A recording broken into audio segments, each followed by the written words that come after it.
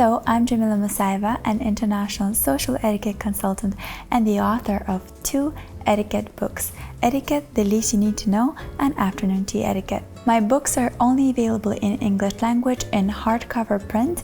If you want to order a signed copy, please make sure to email me. I'll link it down below here as well as in the description box. If you're new to my channel, I talk about etiquette, self-development, and soft skills. If you're interested in all of that, make sure to subscribe in the button down below and hit the bell button.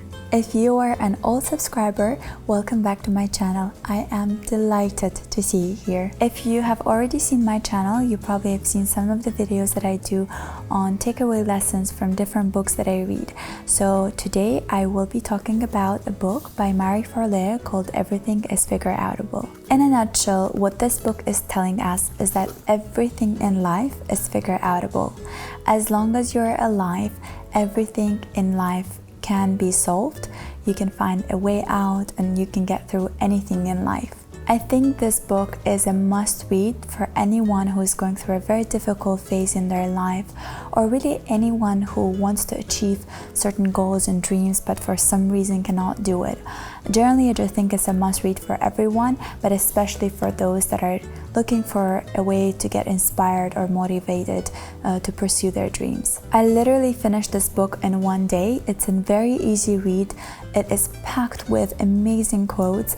While I was reading this book, I was just underlining every single line and going exactly, yes, right. And I usually do a summary. I take notes on every book that I read, and this one was just it was a huge summary for me because I wrote out all the quotes that I loved, and it's pretty much the entire book. Of course, I will not be able to cover everything that I took away from this book, but I decided to divide my takeaway lessons into 7 sections, and I will mention each section separately in more detail. The 7 sections that I have split this book and I have organized this video is: number 1 is mindset and thoughts, 2 is beliefs, 3 is excuses, 4 is fear, 5 is criticism, 6 is dreams, and 7 is actions. So without further ado, let's get into each and every one of them and talk about it in more detail. In mindset and thoughts, there are 2 main underlying thoughts that I have taken out. Number 1 is there's a difference between a fixed mindset and a growth mindset. I'll talk about it a little bit later. And number 2 is that everyone has a destructive thought and you should be able to defeat those destructive thoughts, and I'll talk about the techniques that she mentions in the book. So number 1, understanding the difference between fixed and growth mindset. Fixed mindset is when you think, okay, I was born with this is all I have, and there is nothing I can change about it.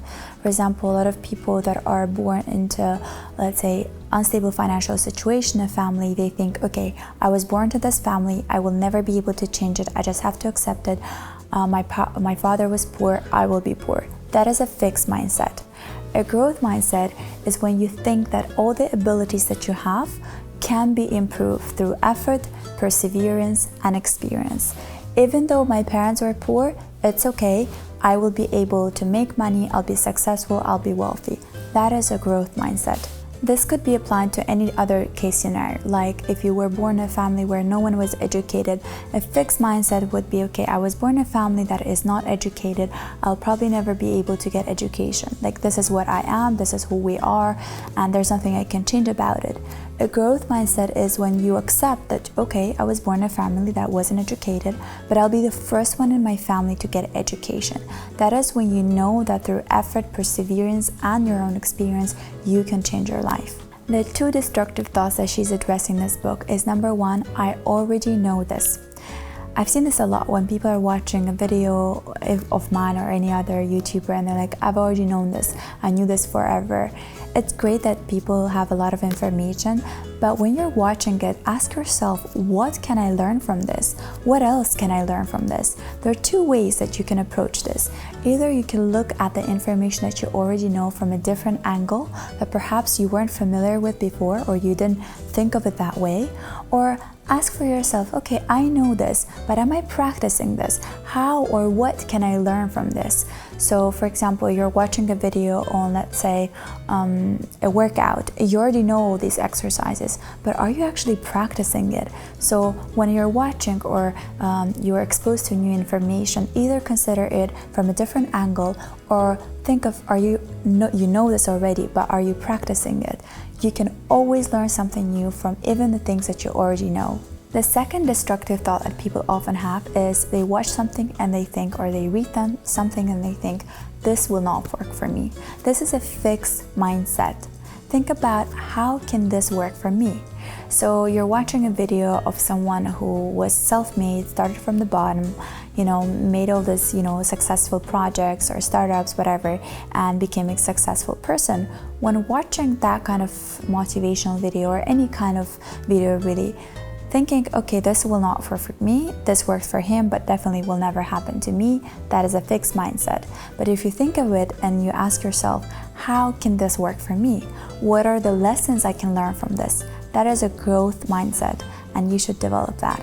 Truly, anything that we do starts from our mind, and knowing what we want is the first step to getting where we want to be.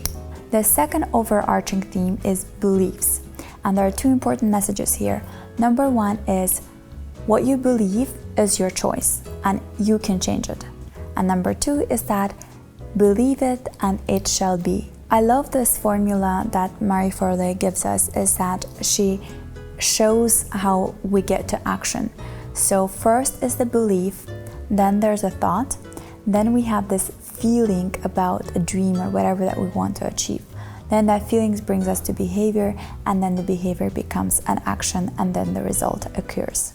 So this is an interesting journey, but we always start with a belief. In fact, in the long term, our beliefs shape and form our destiny.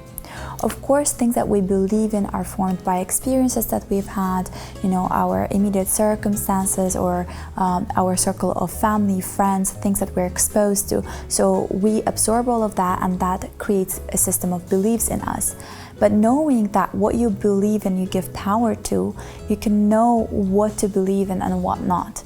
And it's up to you again what to believe in. The choice is ultimately yours. So Marie Forleo gives an amazing advice, and she says, in order to transcend your limiting beliefs, in order to open up your dream world, in order to believe and to basically dream big, is that you have to find a role model outside of your immediate circle of friends and family, and look for them as the guide, as the light, as the torch, and getting rid of limiting beliefs. She gives an example of Oprah Winfrey. When Oprah was 16, she saw Barbara Walters on TV, and seeing her really crack this opportunity in Oprah's subconscious mind that if she was able to do this, I can do it too. And she says how unless we see something, we don't believe in it. So for example, if you see someone who started from nothing and became successful, this becomes a visible persona that was able to achieve the dream, and that gives you the power, the belief that I can do it too. So when you see and set yourself a good role model, then you can start believing in what you want to believe. Something that Marie Forleo mentions in this book, and I already read this in a lot of other books as well, is that our brains cherry pick information, and that's called confirmation bias. Is when we're listening to something or reading something, we're actively looking for the information that we already believe in. So we ignore all the other parts and we only set our minds into something that we are already agreeing with. So it's important for you to be able to understand what are the beliefs that are limiting you, but you are still believing in them, and getting rid of those, and then believing in things that are giving you power. Really try to understand that what you believe in is a conscious process, and that it's up to you and your choice, and you can change the beliefs that are not allowing you to grow. Ultimately, the most powerful words that we ever hear are the words that we tell ourselves. And those words formulate our beliefs. So be careful and mindful of what you tell yourself. The third overarching theme is excuses, and there are two important messages here. Is distinguish between the word can't and won't.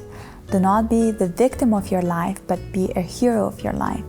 And the second is that be the person with results and not reasons. Number 1, what she means by distinguish between want and can't, and when she talks about being the hero of your life rather than the victim, is that when we use the word can't and say, I can never build a career that I want, you become a victim of your life.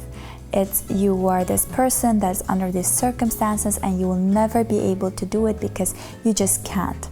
When you rephrase it and you say, I will not, I won't do that, it shows your willpower over the situation. That is the choice that you make. That gives you more power, that gives you a sense of responsibility. And when you realize that it's up to you to then make the change, you become more powerful and you become the hero of your own life. So for example, if you say, I will not build a career because, I prioritize spending time with my kids. That is a legit statement. But if you say I can't, it shows that nothing can be done about it. Is that there are these circumstances and you're just a victim of it. So make sure to introduce the word want instead of can't into your vocabulary. I like how she says if you are looking for reasons to not do something, congratulations, you will never be able to accomplish anything. If you think about it, it's a way of self-talking to yourself. If you say, I can't lose weight because A, B, C, D. In fact, when you are listing all those reasons, all those excuses, you're giving more power to them. You're convincing that these reasons are valid and therefore I cannot lose weight. So what you can say is, I will not lose weight because I love eating, because I don't like working out, because I don't like restricting myself and all of that. When you say I will not, that gives you power over your own decisions. And when you feel powerful, you have the power to change your life. Another interesting thing that she says is that be the person with results and not reasons. If you argue for all the limitations that you have, you're most likely going to keep them. You're convincing yourself that these are valuable, real reasons, and hence your mind is going to accept them as reality and you're not going to change anything.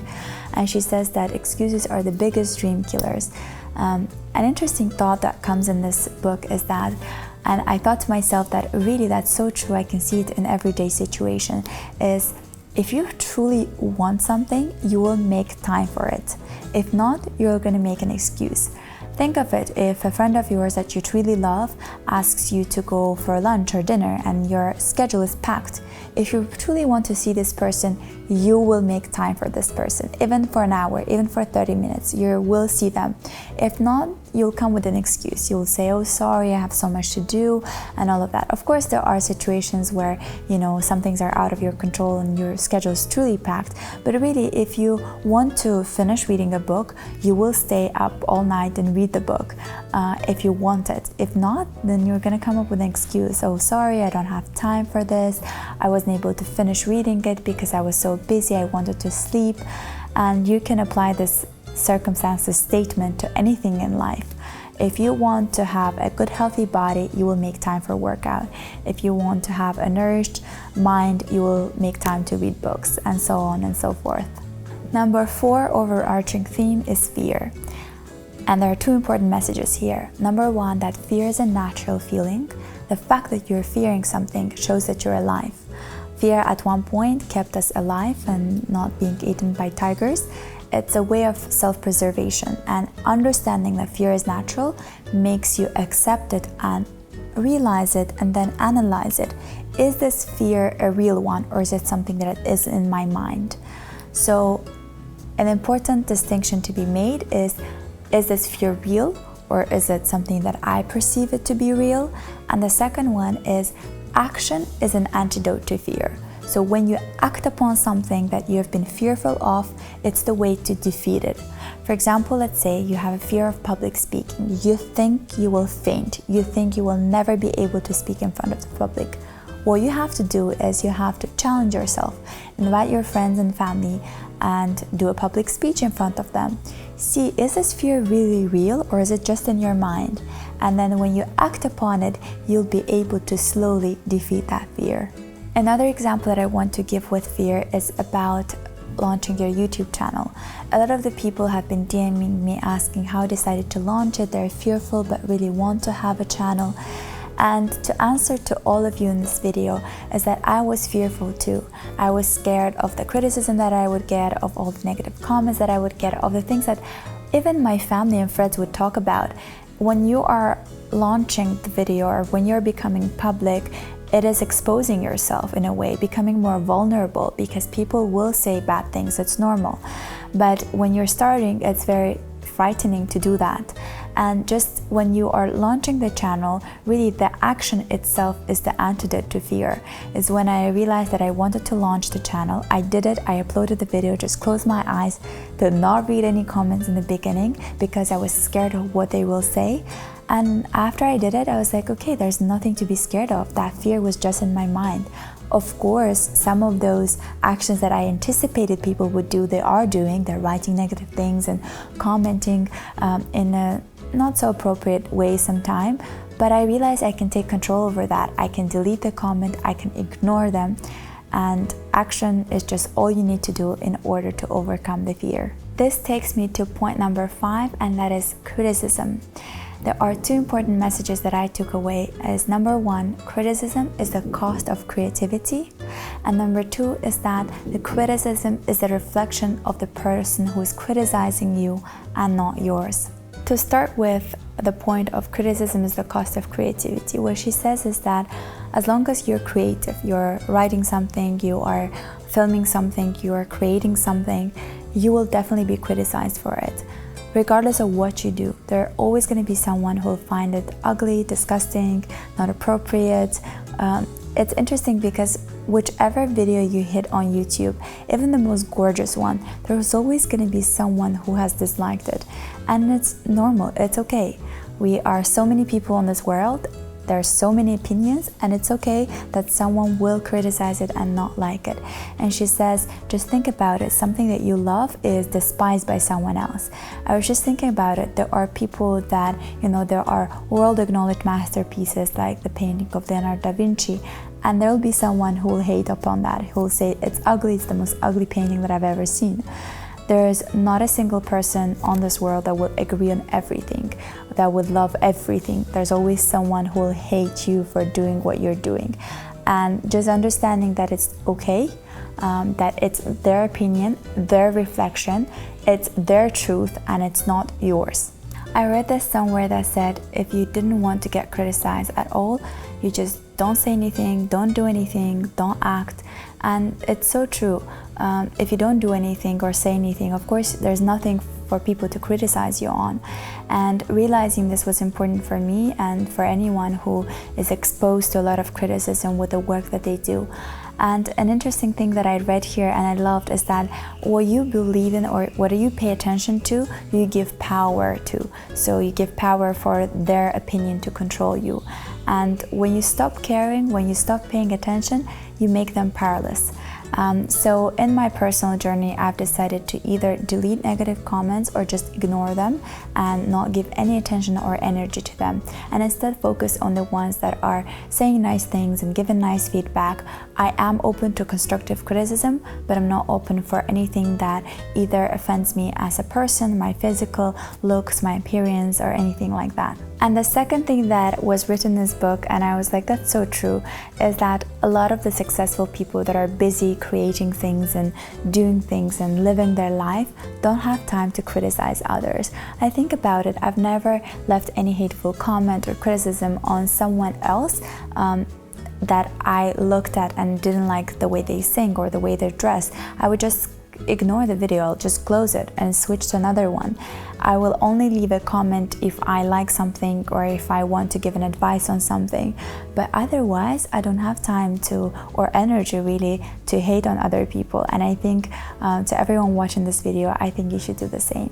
The overarching theme number 6 is dreams. Number 1, she says, do not censor your dreams. Let yourself dream big. Do not censor the things that you want in life, because dreaming is thinking bigger and grander than your reality is. And number 2 is that if you dream it, you shall achieve it. And I think that's such a powerful message. When she says about censoring your dreams, she says sometimes people, let's say, dream of a career switch, and then they are in their own dreams limiting themselves, saying, okay, I will not be able to do this because how am I going to do this? But that's what dream is meant to be. It's meant to take you out of the reality that you're in and expose you to possible opportunities and allow you to first believe into that, transfer it into thought, start feeling it, and then translate it into behavior. And when she talks about the behavior, she says, once you have made all those dreams, choose the one that's the most important for you now, and then write an action plan that is specific, that is measurable, that has a time frame to it, and then start acting upon it. So to give you an example, if you're thinking of launching a YouTube channel and you don't think you're ready yet because you haven't, don't have the right room, you don't have all the facilities, you don't have all the things that you need, you can always rent everything. You can just write out an action plan. You need to rent where, what, for how much. Then think of the video that you're going to do the video, give yourself a timeline. I'll prepare it in 2 weeks, upload it on this specific date, and then just get it out there. And that is starting before you're ready and having a definite action plan to start pursuing your dreams. My favorite quote from this book is that everything that's not forbidden by law of nature is achievable given the specific knowledge. And I thought of all the inventors out there that created these things that were unbelievable for people of their time. I thought about Alexander Graham and the phone. I thought about Thomas Edison and the bulb, and even Elon Musk and Tesla. You think about it. It was something that people would have never imagined to exist, but it was achievable in their minds, in their dreams, and so they made it happen. And it's not forbidden by law of nature, so it's ultimately achievable. And the final takeaway lesson when it comes to dreaming is that she says, if you dream about something, that means that you already have what it takes to make it happen. The fact that that dream came to you means that you have the internal capacity to make it come true. The seventh and the final overarching theme from this book is actions. And actions are the most important component in making any dream come true. You might have the right belief, you might have the right dream, you might have the right feeling about what you want to dream about, but if you don't act upon it, nothing is going to happen. Oftentimes, the reason dreams do not go beyond the phase of being a dream is because no one actually pursues them. There are no actions behind those dreams. And there are 3 important messages that she says here. Number 1 is writing down your dreams and plans or goals in paper rather than on keyboard. I have found this extremely helpful in my own life, and I cannot recommend this enough.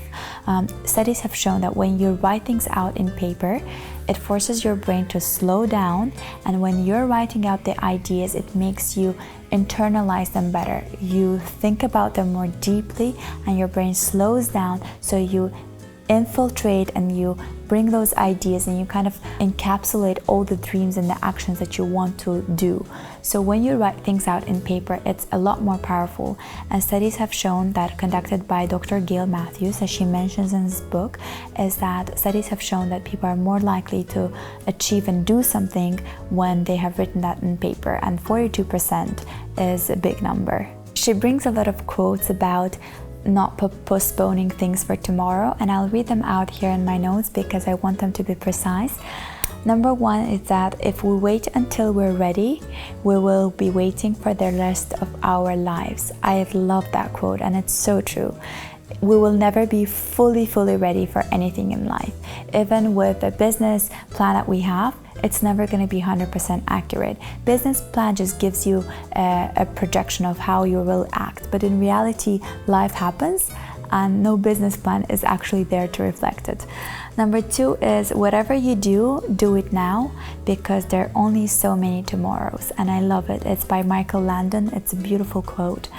And another quote that I really like, and I think it's by Maya Angelou, is that do the best you can until you know better, and then when you know better, you'll do better. And I can relate it so much to everything that I've done in my life. Is I never knew how to do a YouTube. I never knew how to do videos. But once I started, I learned how to do it, and in the process I improved, and then I just started doing better than I did before that. If you want to see this, you can actually go to my older videos and see the quality of those videos before, and you will understand what I'm talking about.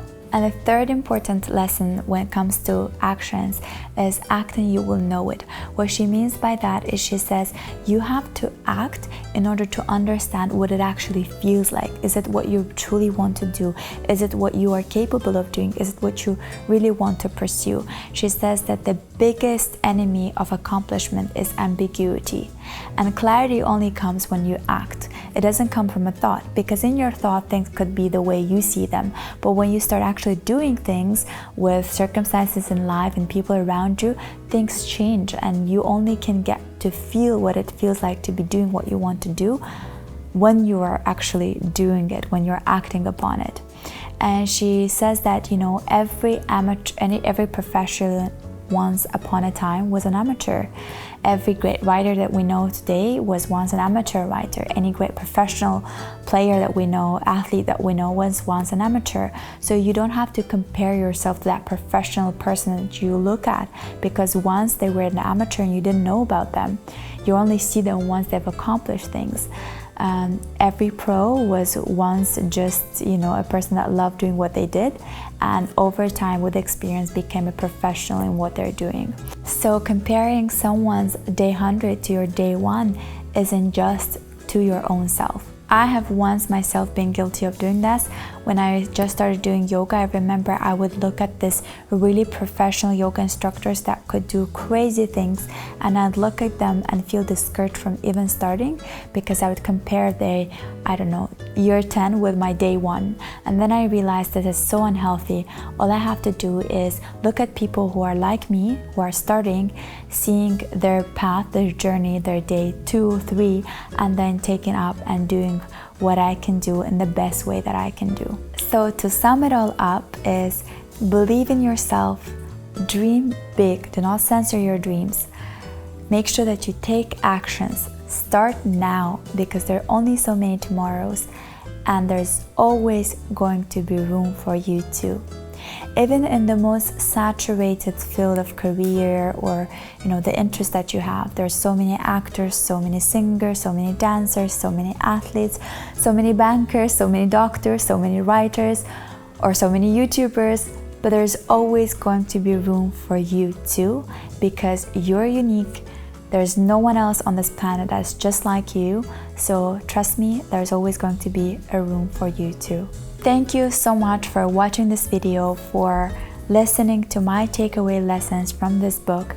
Please do let me know in the comment section below if you read this book before, what are your takeaway lessons from this book, and let me know what are some other videos that you would like me to shoot more on, and I'll more than happy do that for you. Thank you very much for watching this video until the very end, and I'll see you next time. Bye!